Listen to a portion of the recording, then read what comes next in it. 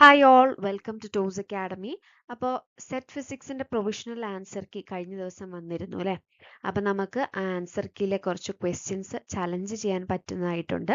അതിൻ്റെ ഡിസ്കഷനാണ് ഇന്നത്തെ വീഡിയോയിൽ നമ്മൾ കൊണ്ടുവന്നിരിക്കുന്നത് കേട്ടോ.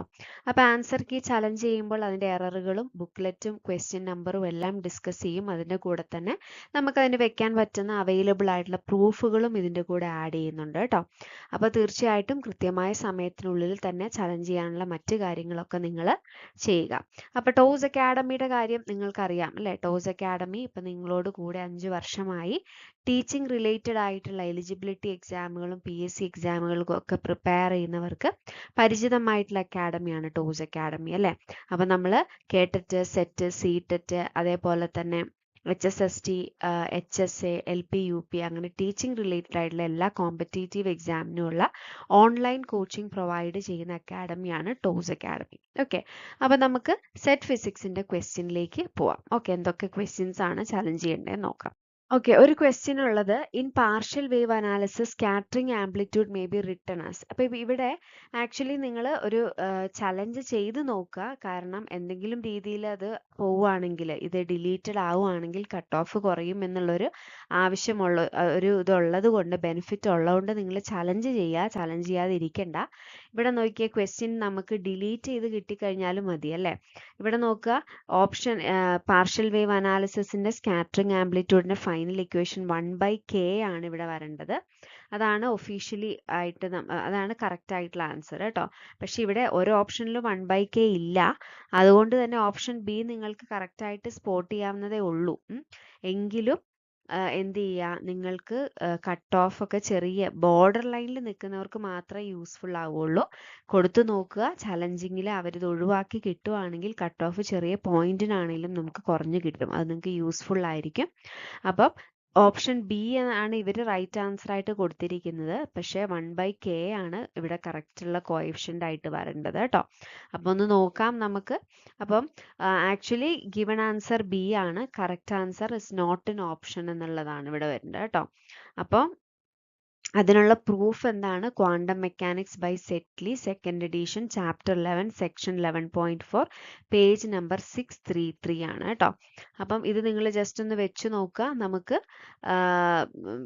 അഥവാ ഡിലീറ്റഡ് ആയി കിട്ടുവാണെങ്കിൽ ഉപയോഗമാവും. പക്ഷെ ഇതിനു മുൻപും നമ്മൾ ഇതേപോലുള്ള ഈവൻ മാത്തമാറ്റിക്കൽ ഫിസിക്സിൽ വെക്റ്റർ പ്രൊഡക്റ്റ് കാണാൻ തന്നിരിക്കുന്ന ക്വസ്റ്റ്യനിൽ 3J ക്യാപ്പ് എന്ന് വരേണ്ടതിന് 3 ഇല്ലാതെ വെറും J ക്യാപ്പ് വരും. അപ്പം നിങ്ങൾക്കറിയാം നമ്മൾ എത്ര ചെയ്താലും ആ ആൻസർ കിട്ടില്ല എന്നല്ലേ? പക്ഷെ ആ ഒരു ക്വസ്റ്റ്യൻ ഇവർ ഡിലീറ്റ് ആക്കിയിട്ടില്ലായിരുന്നു. LBS ആ ഒരു ക്വസ്റ്റ്യൻ ഡിലീറ്റ് ആക്കിയിട്ടില്ലായിരുന്നു. അപ്പം അതൊക്കെ ഒരു പ്രിന്റിങ്ങിൽ വരുന്ന എറർ ആയതുകൊണ്ടായിരിക്കാം, എന്താണെന്നറിയില്ല. പക്ഷെ നമ്മുടെ ഉദ്യോഗാർത്ഥികളുടെ ഭാഗത്ത് നോക്കുമ്പോൾ ഡിലീറ്റ് ചെയ്യേണ്ട ക്വസ്റ്റ്യൻ ആണ്. ഓക്കെ, അടുത്തത് നോക്കുക. ഓക്കെ, അപ്പം ആ ഒരു അതിൻ്റെ മറ്റ് ഡീറ്റെയിൽ ആയിട്ടുള്ള എക്സ്പ്ലനേഷൻ ആണ് കേട്ടോ ഇവിടെ കൊടുത്തിരിക്കുന്നത്. നിങ്ങൾ ജസ്റ്റ് ഇതൊന്ന് പ്രിന്റ് എടുത്തിട്ട് സബ്മിറ്റ് ചെയ്താൽ മതിയായിരിക്കും. ഓക്കെ, ഇനി നോക്കുക. The type of diode suitable in optical communication system for handling large power is dash diodes എന്നുള്ളതാണ്. ഓക്കെ, അപ്പോൾ question number 49 in booklet A and question number 109 in booklet B ആണ്.